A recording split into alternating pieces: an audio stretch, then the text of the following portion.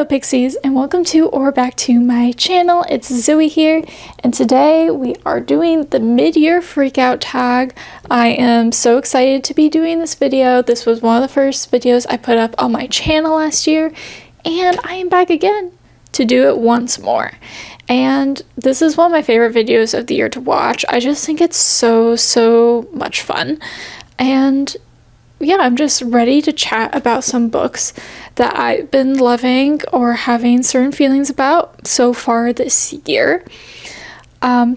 This version of the tag is actually slightly different than the original version. This version has the original questions, I think, and some different questions in it, and this version was done by Jessie from Jessie the Reader a few years ago, and I just really like these questions because I feel like they're a little bit more in depth.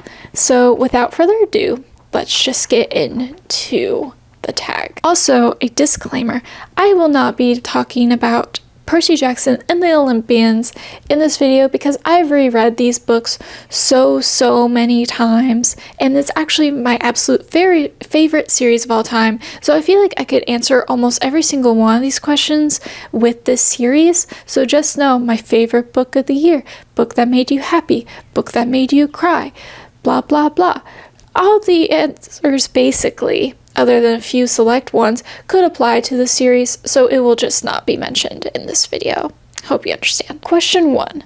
Best book you've read so far in 2025. The first book I want to mention, which is probably my favorite book of 2025 so far, and I will be astonished if it's not my favorite book of the entire year, is actually Wings of Starlight by Alison Saft. I read this a few months ago in a video on my channel, and back in February. And this is a prequel Pixie Hollow book. And I say prequel because there's lots of Pixie Hollow books that are meant for young kids. They're chapter books, and those are the Pixie Hollow books. And I love those books as a series, and this is like a prequel in the sense because in this book we are following Queen Clarion right before she's being crowned queen, and the troubles that Pixie Hollow is currently facing, as well as her own inner turmoil about how she feels isolated from her fellow pixies, and the fact that she feels like she's not really ready to be queen, and the current queen is making her feel even more so. This is so magical. This is so bright. This has really lush writing.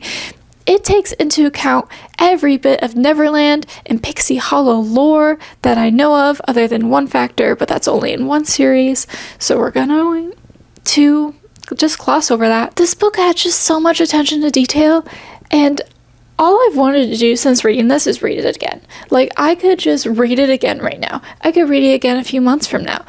I feel like I could just read this book over and over and over again and love it just as much as I did the last time. This book has become a core personality trait at this point. Like, that's just what it's going to be. And I just really love it. I definitely think this is the best book I've read so far. Some other books I've really loved this year are The Witch Would Not by Olivia Atwater. This one is part of the Victorian fairy tale series, and this one we follow our main character who is coming to Witchwood Manor to be the governess of a young boy, but she's not really governess material and is really doing a favor to the matriarch of this manor because not everything is quite as it seems in this place, and she has to unravel the mystery before it's too late. I love this one. Definitely gothic fantasy vibes. I am so excited for the next one. I think this is really special. The Wings of Starlight is like what I like, and like a lighter adventure type of book. I love the lush writing of it, but this is like the same end, lush writing, just beautiful world building, but it's more on that dark, creepy side, and that's also I really love in books because I really do love a gothic fantasy. If you have any gothic fantasy recommendations, leave them down in the comments below because I'm always on the hunt for new ones because I feel like a lot of things people label as gothic fantasy aren't actually gothic or aren't actually fantasy. So yeah, if you have any recommendations, leave them down in the comments below. And the last book I'm going to be talking about in this portion of the video is my most recent read, but I am obsessed with it, and that is The Knight and the Moth by Rachel Gillig, and I'm really surprised. I really enjoyed the Shepherd King duology, but I had problems with it. It wasn't like an absolute favorite or anything. I honestly think I rated them too highly in the videos that I talked about them, and rated them too highly in my reading journal, but just like a little bit. But this one, 9 out of 10. I obsessed with this story. In this story, we follow Six, and Six is one of the 6 diviners up in Aisling. And the diviner's job is very important because they are dream diviners, so they are drowned so that they can dream and tell people what sort of things their future might have in store for them. But everything seems to go wrong when one by one all the diviners go missing, and Six takes it upon herself to go find them. And the person she decides that she's going to get to help her accomplish this task is a knight that came by the temple and is not really a believer. And this takes her on a quest that unravels everything she might have ever known about the world, the dreams, and herself. I'm obsessed with this, and I thought going in that this was going to be a standalone book. I am so wrong. I was so wrong about that. But I am just obsessed with this book, and I cannot wait to read the next one. And another book that I'm going to count as best book you've read so far this year, even though this one is a sequel, but whatever, I just love it that much, is The Queen of Nothing by Holly Black. I finally finished The Folk of the Air, the original 3, plus the How the King of Elfheim Learned to Hate Stories novella. I haven't read the Stolen Air duology yet. I'm going to be reading at least the first one in the fall, so no spoilers on that, please. But I loved The Queen of Nothing. I thought it was great. My video of me reading that will actually be out within the next week or so stay tuned for that. I filmed it a while ago. It's just life is very busy, you know. So if you want my full thoughts on The Queen of Nothing, spoiler filled, wait for that video. But just know that I loved the ending of that trilogy. That trilogy was so good, and there's nothing about that book that I didn't love. So yeah. And on to question 2. Best sequel you've read so far in 2025. Obviously, I just talked about The Queen of Nothing. You can count it here too. I also wanted to talk about this book here. This is a part of the Fairyland series. I read the first 2 books on my channel, and this one you'll see me talk about rather soon as well. And that is The Girl Who Soared Over Fairyland and Cut the Moon in 2. This is the 3rd book in the Fairyland series. I really enjoyed the first 2, even though it took me a little bit to warm up to the writing style of the first book, but I just kept thinking about them and just loving how fun and whimsical they were. So I was really excited to read this 3rd book here. And trust me, I was not disappointed. This one is the best out of them that I've read so far. It ends on this cliffhanger that I really wasn't expecting. It's a really, really fun adventure. The whimsy of the world just goes up another notch because they're on the moon, but she drove on like a highway to get to the moon. Insane. But man, I had so much fun reading this, and I can't wait to read the 4th one because of this one. So yeah, 3rd book in the Fairyland series. My other best sequels would be Painted Devils by Margaret Owen. This is book 2 in the Little Thieves trilogy, and I was obsessed with this one. I had a few problems with Little Thieves. You can see that in another vlog I did on my channel. I have videos for most of these books. Let's just put it out there like that. But I had some problems with Little Thieves, so it didn't rank as highly in my opinion, but Painted Devils is my favorite Margaret Owen book that she's put out so far. I was obsessed with this. Again, another 9 out of 10. Almost all of these I've talked about so far have been 9 out of 10s. Sorry if I haven't mentioned that, but all the problems I had in Little Thieves seemed to be fixed, because the problems I had were in terms of writing and things not being clear and action not being written very well, and things just kind of being left out because it doesn't really seem that important at the time. But I did not have any of these problems in Painted Devils. I thought it was a fantastic sequel.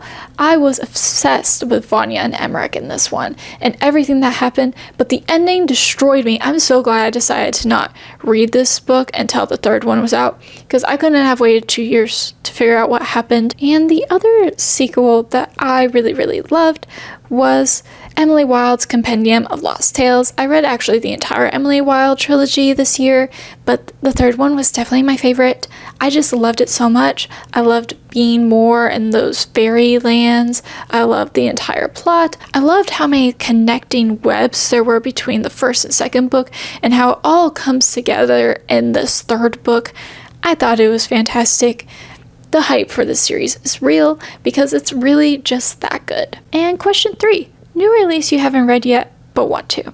I'm not going to dive super into these books and what they're about, but new releases that I want to read but haven't read yet, either because I just haven't had time or I don't have access to them from my local library or what have you. This is the list. The Cursed Melodies by Connie Glenn, A Treasury of Swans. I don't remember the author's name, I'm so sorry. Fable for the End of the World by Ava Reed. The last one is 6 Wild Queens by Holly Race, I believe. And that's a book I'm actually going to be starting today after I finish this video. And question number 4. Most anticipated release for the second half of the year. Rootbound by Margaret Owen. Margaret Owen has turned into one of my favorite authors the past year. And this is a Tangled novel about an event that happens after the events of the movie. And I really am a fan of Tangled, so I'm pretty excited about that. And I'm really interested to see these more YA fantasy books, like that were once geared towards like a younger audience, but now that we've kind of like grown up, a YA book that fits with the vibes and everything. Those concepts just really intrigued me, and I really loved Wings of Starlight, so I feel like they're in a similar vein, and I could really, really love this one. I also have Guardians of the Dawn, Yulie, and I think that's how you pronounce her name. I'm terrible at these names, but this is the third book in the Guardians of the Dawn series, and I still haven't read the second one, but I really, really enjoyed the first one. And I'm really excited to read the second one, which I'm planning on doing rather soon, so I'm really excited to read the third one. I'm really excited for its release later this year. The last one that I'm really excited about that is coming out before the end of the year is A Theory in Dreaming, which is the sequel to A Study in Drowning by Ava Reed. I really liked A Study in Drowning. I know that book was kind of hit or miss for people, but I really did enjoy it. And I have the special edition, so I read the first chapter or so of A Theory in Dreaming in the back of it, and I really liked the things that were coming into play and everything. I think it's going to work really nicely with the things that were kind of left out of the first book, so I'm really intrigued about how the story is going to end. Next up is not a pleasant question for question number 5, and that is the biggest disappointment. I try not to be overly negative on my channel because I believe every book is meant for somebody, and I never want to rain on someone's parade or put down an author's hard work as a writer myself. It doesn't feel good to me, but just know that these books are not my preference and you might really enjoy them. I just do not. The first one I want to talk about is Where Shadows Bloom. As soon as I heard about this book, I was so hopeful. A night, things like these shadow demons, and a place where these shadow demons do not touch, this palace of light. It was going to be this very fairy tale style book with a sapphic romance. It was literally ticking all the boxes in what I want in books. And then I read it and it just felt so flat. The characters were flat. One of the characters was really annoying. The character who wasn't annoying, who we got their perspective of, made some decisions at times. The plot felt really, really rushed. It probably would have been better as more than one book or a significantly longer book. Some of the things you could see coming from a mile away. And nothing about it was anything that I really liked. And I was just really, really disappointed by it. I know people love another book by this author, but at this point, I'm not ready to give this author another chance because it's just not for me. And the second book for the biggest disappointment, and the final book I'm going to be talking about for this question, is probably, honestly, my biggest disappointment of the year, because I loved the first book so much. And that is A Crown So Silver by Lyra Celine. If you haven't been here before, the first book in this series, in the Fair Folk series, is A Feather So Black. And it was one of my favorite books of last year. It was like my third favorite or something. I was obsessed with it. I've been gnawing at the bit to get this book. I got this book before it technically even released, because Barnes & Noble does a thing where they can release a book a couple days early. And I got it for my birthday. Like, I was on top of the moon. I was so excited to read it. So I read it not very long after I got it, and was so disappointed. I was just so disappointed. It didn't go in the way that I thought at all. The romance was like not there the way it was in the first book. The enemies seemed the same. There was so many plot points that were exactly the same. And the end of this one was just a re-edition of the end of the first one. I'm just like, you can't do the same ending twice. That's not how this works. Like, I was just pretty upset about this book, and I don't want to delve into details too much, but I was just really disappointed, which really upsets me because I love A Feather So Black so much. I am going to read A Heart So Green, which is going to be the third book in the series, and hopefully that can turn it around. There is the second book Curse in series, where sometimes the second book just is not as good.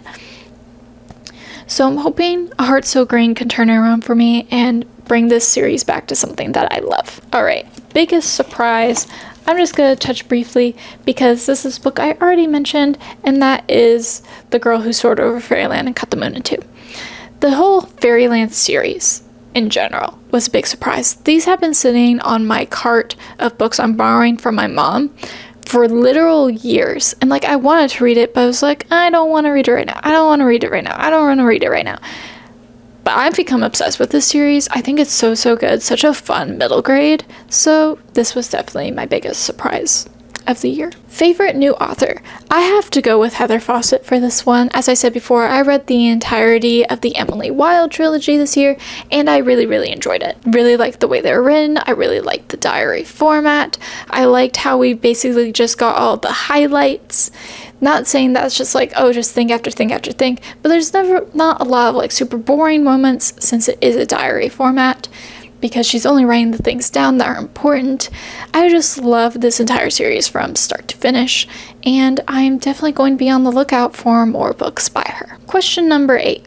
Book that made you cry. So, some books have made me kind of choked up this year, but the only book that has made me full-on cry is Out of Earth and Blood, which is the first book in the Crescent City series by Sarah J. Maas.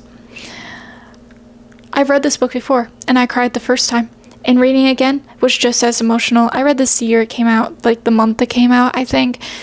And reading it after all this time, I read it again so I could continue on. I didn't really like the second one, but it's not about that. It just made me cry like a baby all over again because I felt like it was so emotional. And the relationships between characters were so well done. And I feel like this just reads as a standalone. I don't understand why it was made into a series. I feel like you could have just called the book Crescent City and just had it be done at that, because this is a very solid standalone book. If this book sounds interesting to you, I think you should just read this one and just ignore that the series continues, because I don't understand why it does, because this reads as a standalone book. You will not be disappointed to just read this book and call it a day. It was really emotional, and it really got to me. It really got to me. I literally was sobbing. My partner came home from work and I was like literal sobbing, and they were like, what happened? And I was just like, the book is just so upsetting. So Crescent City, this is the only one that's made me full on cry. Question number 9, book that made you happy. Once again, it has to be Wings of Starlight. That's all.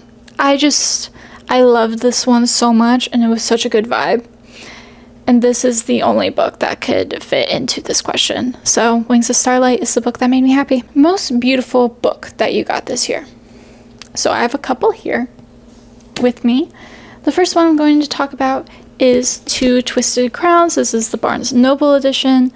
I really, really like this version. One Dark Window I like, but I think this one's just a lot more cohesive than One Dark Window Special Edition is. I really like the colors, I really like the foiling and the patterns, and it just makes sense to me, and it has really pretty sprayed edges. I really, really like this one, and I like the quote that is on the back of this.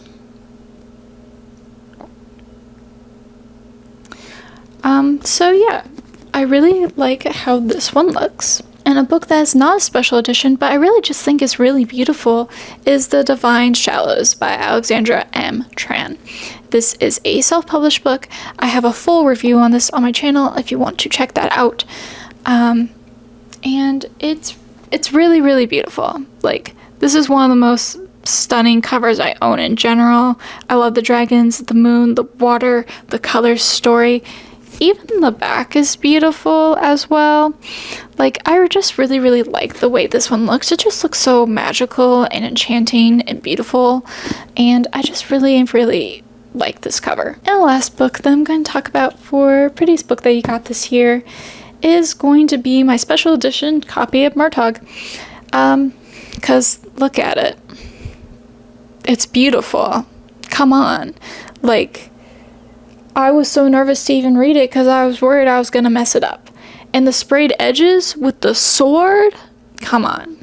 Come on. Like, that is so cool. You can't tell me that that's not cool. I don't know, I just really, really like it. And it also has this beautiful map of the entire world that Allegasia is set in. Like, Allegasia is just a very small portion of this entire world.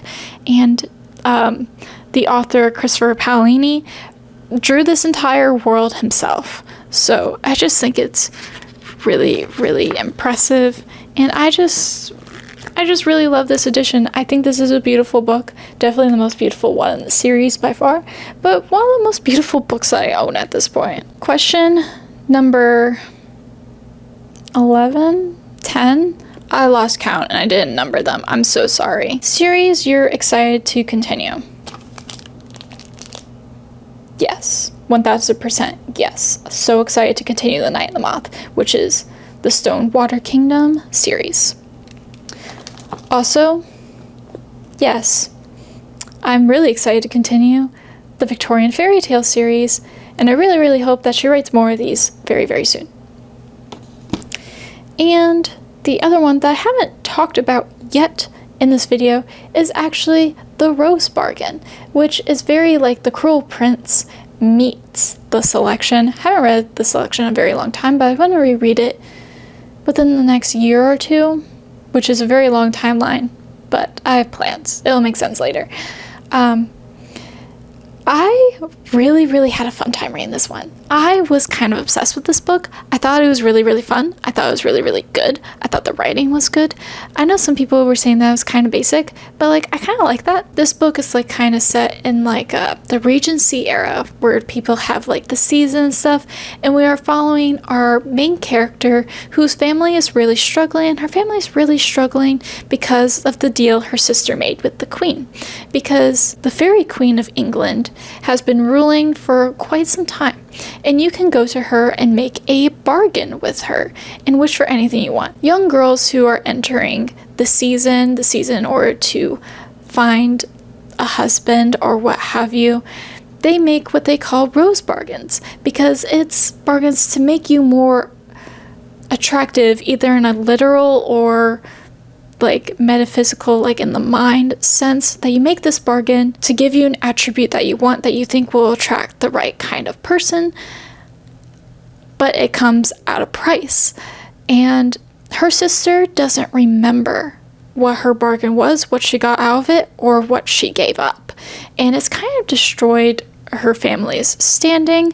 So she goes with a very specific bargain in mind to the queen, which she refuses to grant. That the queen's son, the fairy prince, that this is going to be his season to find a queen, and that any young girls who are willing to enter can do so. And so she decides to enter so she can figure everything out, and so that maybe she can help her family reach a better standing. I love this one. It was so fun, so fast. I love the way things were described. I love how everything turned out. And I'm really, really excited to see how it all wraps up in the next book because I believe this is a duology. All right, next question. A book that embodies the vibe of your reading year. And I have to go with Wildwood Dancing by Juliet Marlier. I still struggle with her last name. This is a 12 Dancing Princesses retelling with fae, a creepy element, historical fiction vibes, but fantasy. And I have read a lot of fairy books this year, and I love fairy books, hence my channel name. And I just really feel like this one, like, really takes everything I've read this year and ties it in a nice little bow. Fairy books, historical vibes, just a really nice medium pace plot. I prefer medium pace because too fast, I feel it's like, whoa, what's even happening? And too slow, I'm bored. But I just love a medium pace book. And this one is one I really, really enjoyed and really feel like embodies the entire vibe of my reading year so far because of all the elements that I listed. And the back of this one says, so you can get a little glimpse of what it's about, it says 5 adventurous sisters, 4 dark creatures, 3 magical gifts, 2 forbidden lovers, 1 enchanted frog, cross the threshold into the wild wood and enter a land of magic, daring, betrayal, and true love. And you know what?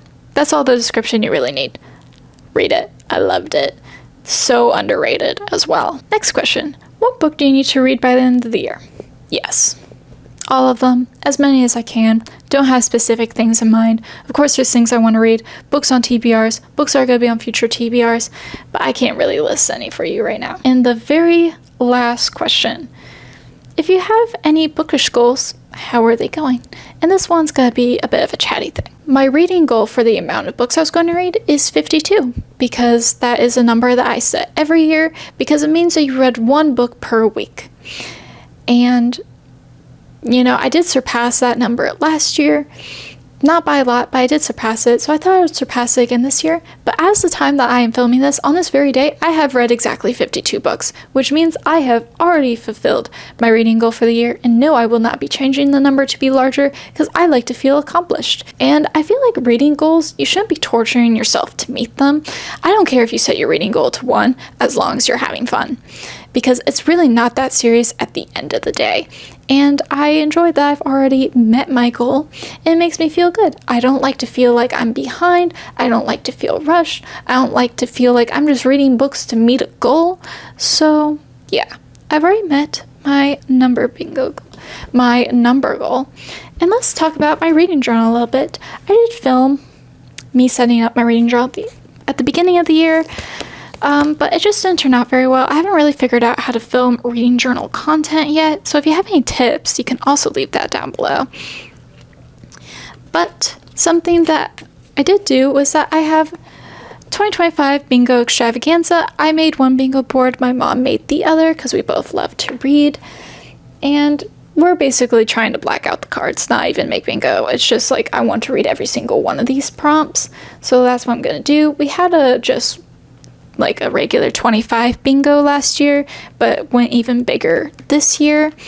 And I've read quite a few books for the bingo. Let's go ahead and count them up. So funny enough, I have read 25 of the prompts on this bingo board, which means I am exactly halfway done with this bingo. And I'm not upset about that at all. And I'm just going to continue filling them out as the year goes on. As I read books, I will fill this. I have certain books in mind for some of them, and some of them I'll figure it out as I read them. So yeah, I'm quite excited about this. So I feel like the bingo is going rather well. I put in a series tracker of all the series that I'm interested in continuing, that I'm currently reading, as well as leaving room to put in series that I started this year. And I'm not doing great with this one because I haven't really finished a lot of series, and some of the series that I finished I started this year, which is kind of really disappointing.